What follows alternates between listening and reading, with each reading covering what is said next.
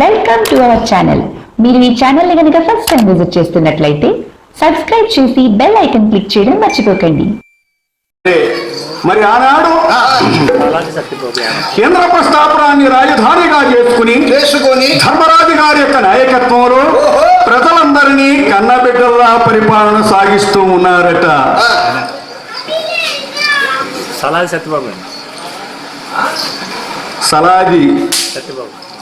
సలాది వారు అంటే హరికథలో దిట్ట, రాజకీయ హరికథ చెప్పడంలో మహామేటి సలాది భాస్కర్రావు గారు, కాకినాడ వాస్తవ్యులు, మా గురుతుల్యులు. బుర్రకథ పితామహుడైనటువంటి నాజర గారితో, పద్మశ్రీ నాజర గారితో కథ చెప్పినటువంటి చక్కనైనటువంటి కళాకారులు. ఇటు బుర్రకథే కాకుండా అటు హరికథే కాకుండా వారు రాజకీయ హరికథ చెప్పడంలో కమ్యూనిస్టు పార్టీ తరఫున ఎన్నెన్నో కథలు చెప్పి ఎందరితోనూ ప్రశంసించబడ్డారు.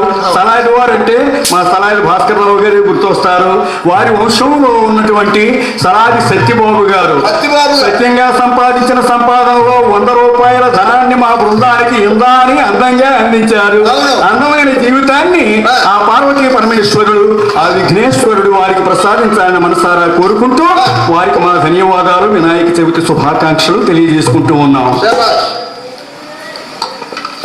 ధర్మరాజు గారి యొక్క పరిపాలనలో దేహి అని ఎవరైనా అడిగితే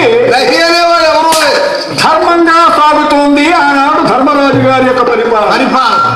ధర్మంగా సాగుతుందా? అవునరా. ధర్మం అంతా ధర్మరాజు గారి పరిపాలనలోనే ఉందంట.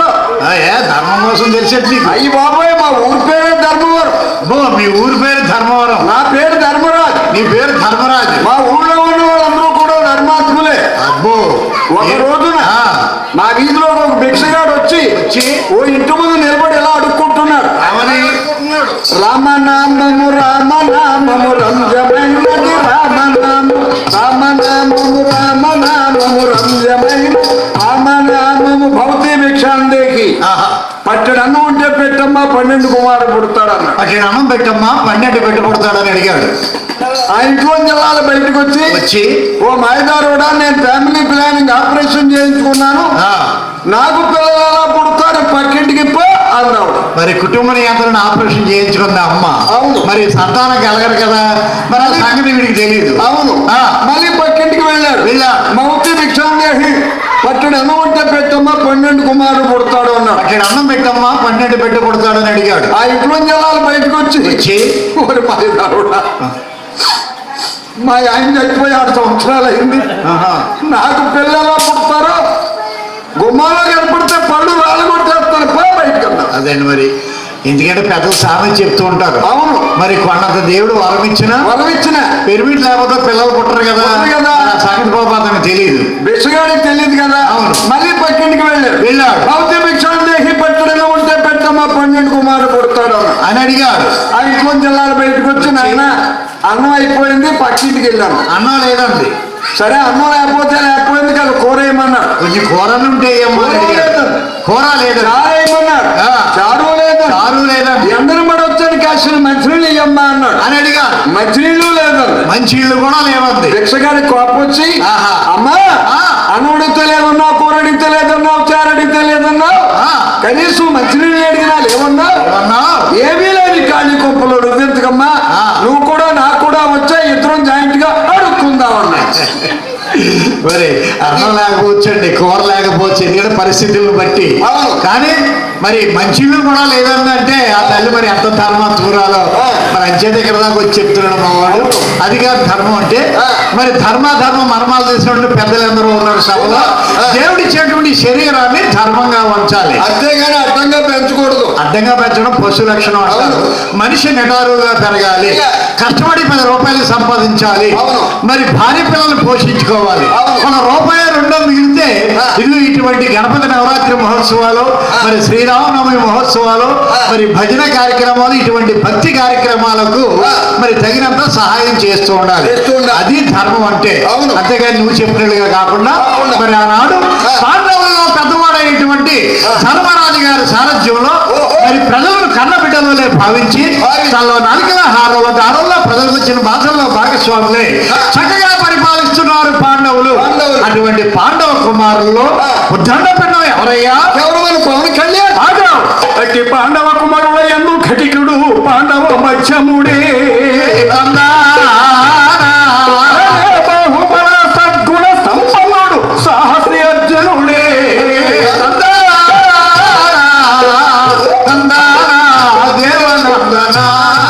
అయ్యా అతని కన్ని విధమ్ముల తగినది అతని ధర్మపత్ని. ధర్మపత్ని వరిత్తులు లాగా బెండెత్తులు లాగా చూడెత్తులు లాగా. ఏమండి విత్తనాల కంపెనీలో పనిచేసాడే వీడు బెండెత్తం చూడెత్తనం అంటున్నాడు. ధర్మపత్ని అంటే అతని అర్ధాంగి. అర్థాంగి అంటే ఆయన ఇల్లాలంటే ఆయన శ్రీమతిరా. ఆయన శ్రీమతి అంటే ఆయన గృహిణి. ఆయన గృహిణి అంటే ఆయన సహధర్మచారిణి. సహధర్మచారిణి అంటే ఆయన భార్య. ఆయన భార్య. గుర్తుందో లేదా నీకు? ఏమండి అర్థాంగి అన్నా ఇల్లాలన్నా శ్రీమతి అన్నా వీడికి అర్థం కావడం లేదా? ఎలా చెప్పాలి వీడికి? అర్థమయ్యేలా చెప్పాలి. ఎలాగా?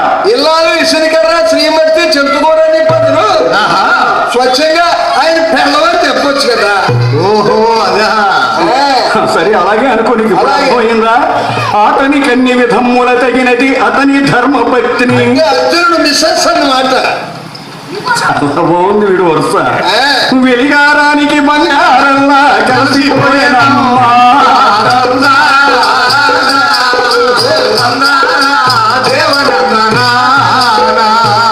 కోరి సమకూర్చె వీరిన సృష్టికర్త బ్రహ్మ. అవునవును వీరి కాపురము సాటి వారికి ఆదర్శమాయనమ్మా.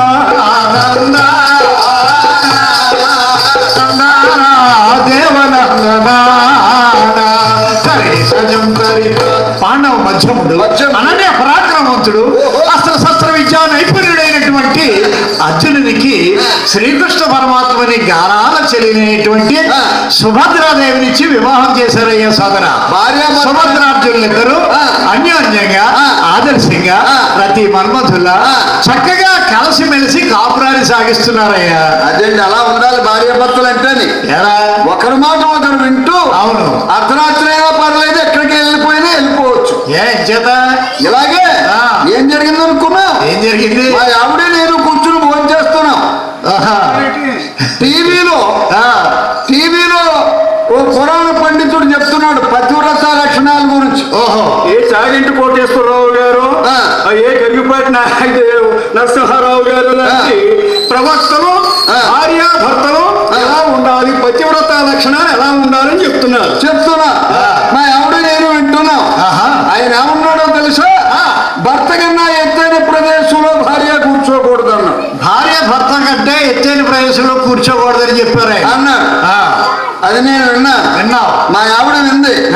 ఏమే ఎప్పుడన్నా నేను మంచం మీద కూర్చుంటే నువ్వు ఇంకా పైన కూర్చుంటావు, జాగ్రత్తగా నీ ఇష్టం వచ్చాడు చెప్తున్నావు. ఏమండి మంచమే ఎత్తుగా ఉంటుంది. అవును. ఇంకా పై ఎత్తున ఎక్కడ కూర్చుంటుంది? ఇల్లు ఎక్కి కూర్చోవాలి. పూర్వం పచ్చి మంచాలు ఎంత ఎత్తుండి నువ్వు మంచం ఎక్కేసావు కదా. మంచం ఎక్కినది పూర్వం మంచాలు ఇప్పుడు మంచాలకి యోజన తేడా. ఓహో. నేను మంచం మీద కూర్చుంటే నువ్వు ఎక్కడ కూర్చుంటావు అని అడిగావు. నేను మంచం మీద కూర్చుంటే నువ్వు ఎక్కడ కూర్చుంటావే అన్న. అప్పుడు మా ఆవిడంది కదా, ఏమండి మీరే కనుక మంచం మీద కూర్చుంటే నేను కుర్చీ వేసి కూర్చుంటానండి. నేను కుర్చీలో కూర్చుంటానండి అని చెప్పి. నేను కుర్చీలో కూర్చుంటే నువ్వు ఎక్కడ కూర్చుంటావే అన్న.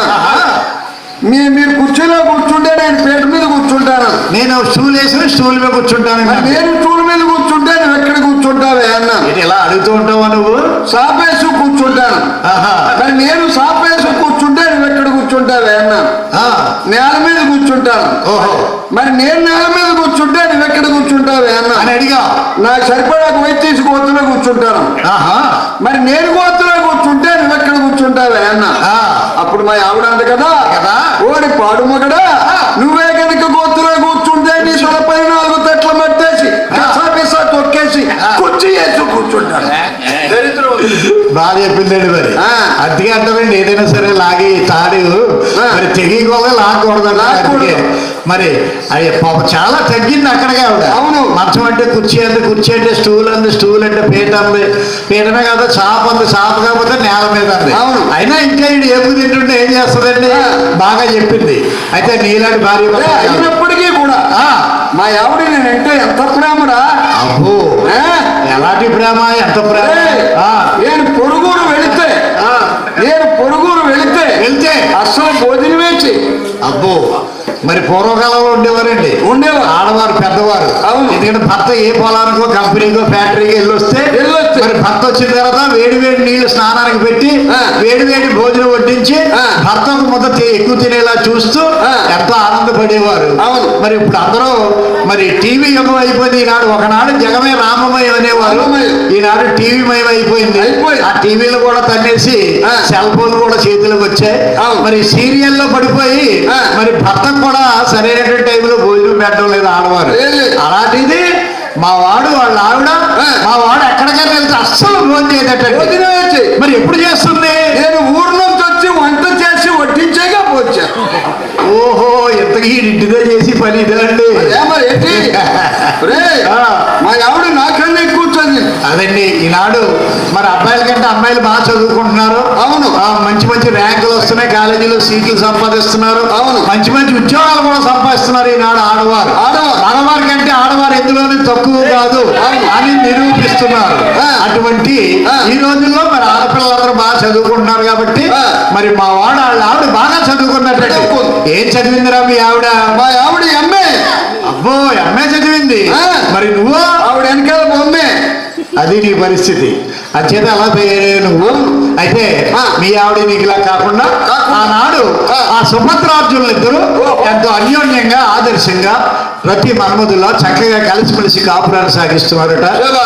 కొన్నాళ్లకు ఆ సుభద్రాదేవి గారికి ఏం జరిగిందయ్యా? యాక్సిడెంట్ అయిందా? శుభం పలికిన సుబ్బారావు అంటే ఇప్పుడు అశుభమే పలుకుతాడండి మా అప్పారావు. అలాంటి ప్రమాదం ఏమీ జరగలేదు. కొద్ది కాలానికి ఆ సుభద్రాదేవికి ఆ మందు మాకులో దేవుళ్ళ మహిమలేమో కుందరదనకు గర్భమే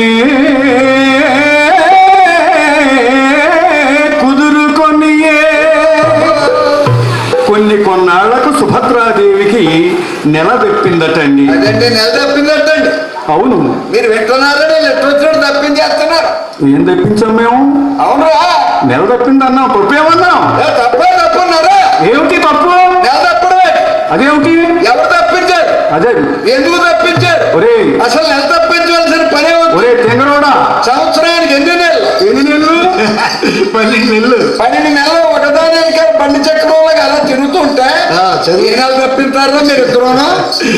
నెల తప్పడం అంటే ఆడవారికి ఒక అందమైన భాష ఉంటుంది. ఏమిటా భాష? వీడికి ఎలా చెప్పాలి మాకు అర్థమయ్యేలా చెప్పాలి. మరి ఆడవారి భాషలో మరి నెల తప్పడం అంటే ఆ అమ్మ నీళ్లు పోసుకుందండి. రోజు నీళ్ళు పోసుకోదా? పడుద్ది. అవి ఒంటున్నటువంటి మురికిపోయేటటువంటి నీళ్ళు అవి. ఇవి వంశాంకురాన్ని అందజేయబోయేటటువంటి నీళ్లు. మరి వంశోద్ధారకుడిని అందజేసేటటువంటి నీళ్లు. మరి అటువంటి అమ్మ కాబోతుంది అని అర్థం దానికి. తల్లి కాబోతుంది అని గర్భోదైందని అర్థం. ఇప్పుడు అర్థమైందా? అందుచేతనే సుభద్రాదేవి గర్భవతి అన్న సంగతి ఎవరికి తెలిసిందట? ముందుగా ఎవరికి తెలుస్తుంది? తెలుస్తుంది. ఫుల్గా తినేసి మత్సానికి అడ్డంగా పడుకున్నాడు చూసావా? నీలాంటి స్వామరపోతుకు తెలుస్తుంది. నా అలాంటి తెలుస్తుంది. పని పాట ఏమవుతుందండి? ఒరే, ముందుగా ఆడవారికి ఇలాంటి విశేషాలు జరిగితే పెత్తనం చెలాయించే అత్తగారికి తెలుస్తుంది ముందు ఈ వార్త. లేదా మీ వదిన గారికైనా తెలుస్తుంది. మరి మగాళ్ళకి తెలియడం ఏమిటి? అవునా, మా అమ్మగారిక మీ అమ్మగారికి తెలియాలి, లేదా మీ వదిన గారికైనా తెలియాలి. అమ్మగారికి తెలియదు. ఎందుకు తెలియదు? రోజు మా ఆవిడే మా అమ్మ కరెంట్ ఫైటింగ్. ఓహో, సరే. పోనీ మీ వదిన గారు అన్నా లేరా? వదిన గారు, మా వదిన గారు. మీ వదిన గారే. ఈ ఇంటి మీద కాక ఆ ఇంటి మీద, ఆ ఇంటి మీద కాక ఈ ఇంటి మీద వాడటానికి ఇల్లు వాళ్తే ఒకవేళ వాలిందే అనుకో, అది బతికే బతకదు. అంటే అంత ఐకమత్యమైన అన్నదమ్ములు అన్నమాట వీళ్ళు. అవును. అలాగని అన్ని సంసారాలు నీలాంటి పోడు సంసారాల్లో ఉంటాయనుకోకు. సుభద్రాదేవి గర్భవతి అన్న సంగతి ముందుగా అత్తగారైన కుంతీదేవికి తెలిసిందట. ఒకరోజు సుభద్రమ్మ వంటింట్లోకి వెళ్ళి పుల్లకి పచ్చళ్ళ కోసం వెతుక్కుంటుందట. బయట అమ్మేసుకుందామనా? మీ ఆవిడగా అనుకుంటున్నావు ఏమిట్రా? ఆ విధంగా కాదు. గర్భవతులైన ఆడవారికి ఆ సమయంలో పులుపు తినాలి అనే కోరిక పుడుతుందట. అందుచేతనే ఆ అమ్మ పొగటి పదార్థాల కోసం వెతుక్కుంటుంటే అది కాస్త గమనించింది అత్తగారైన కుంతీదేవి. అమ్మయ్యో, నా కోడలు సుభద్రమ్మ గర్భవతి కాబోలు, నేను నాయనమ్మను కాబోతున్నాను అని ఎంతో సంతోషించి కుమారుడైన అర్జునుడిని పిలిచి, నాయనా అర్జున, నా బంగారు కొండ, ఎంత పని చేసావురా? చూడు నాయనా, నీ భార్య సుభద్రాదేవి గర్భవతి. గర్భవతులైన ఆడవారికి రకరకాల కోరికలు ఉంటాయి. మరి ఎన్నడూ నన్ను ఏ కోరిక కోరలేదు అంటే అత్తచాటు కోరదు కదా. నీవైనా వెళ్ళి సుభద్రమ్మకు ఏం కావాలో అడిగి తెలుసుకుని ఆమె అచ్చట ముచ్చట తీర్చి రారా తండ్రి అని చెప్పి పంపించింది కుంతీదేవి. ఎంత మంచి అత్తగారండి. అలాంటి అత్తగారు ఈ రోజుల్లో దొరుకుతున్నారా? పెళ్ళయిన తర్వాత పెళ్ళంతో కాస్తంత ముద్దు ముచ్చటగా కలుపుతుంటే పెళ్ళం కొంగట్టుకుని తిరుగుతున్నాడు, బెల్లం అయిపోయింది, నేను అన్నం అయిపోయానని చెప్పేసి బాధపడే అత్తగారులే ఉన్నారు. కానీ ఆనాడు కుంతీదేవి, నాయనా అర్జున, నీ భార్య సుభద్ర గర్భవతిరా, నేను నాయనమ్మను కాబోతున్నాను, నీవు తండ్రివి కాబోతున్నావు. నీ భార్యకు ఏవైనా కోరికలు ఉండొచ్చు, ఆమెకి ఏం కావాలో అడిగి తెలుసుకుని ఆమె అచ్చట ముచ్చట తీర్చి రారా తండ్రి అని చెప్పి పంపించింది కుంతీదేవి. అప్పుడు తెలిసింది అర్జునుడికి తన భార్య గర్భవతి అని. సంతోషంగా సుభద్ర వద్దకు వచ్చాడు అర్జునుడు. దేవి సుభద్ర, ఇది నిజమేనా? నేడేమింటిని నెలదప్పితివని నెలతరు అన్నాడా? జయ రామ రామ రామ రఘురామ.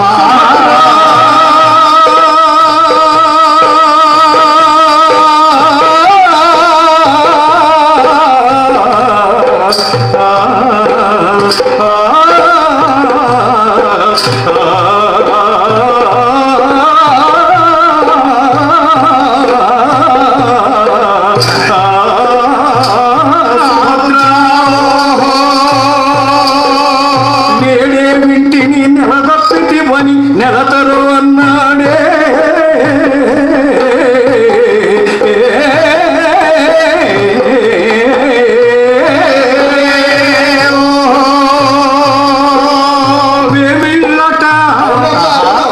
సుభద్ర, వేమిళ్ళట నీకేమి రుచించుట లేదా? రామ రామ జయ రామ రామ రామ రఘురామ. దేవి సుభద్ర, నేడేం చెప్పాడు మా తల్లి గారు నీవు గర్భవతు అని. గర్భవతులైన ఇంతులకు వింత వింత కోరికలు ఉంటాయట. ఎన్నడూ నీవు నన్ను ఏ కోరిక కోరను లేదు, నేను తీర్చను లేదు.